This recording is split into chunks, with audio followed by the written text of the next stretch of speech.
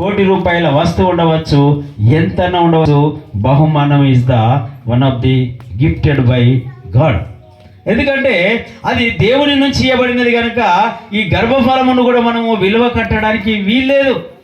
అది గర్భఫలాన్ని చూసి మనము ఆనందించి సంతోషించాలని దేవుని లేఖన భాగము తెలియపరుస్తుంటుంది.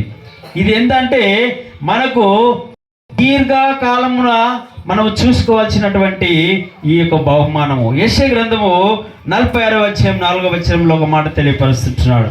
యెషయా గ్రంథము 46వ అధ్యాయము 4వ వచనంలో ఈ గర్భఫలము దీర్ఘకాలము మనకు ఉండునట్లు దేవుడు ఆశీర్వదిస్తూ ఉంటున్నాడు.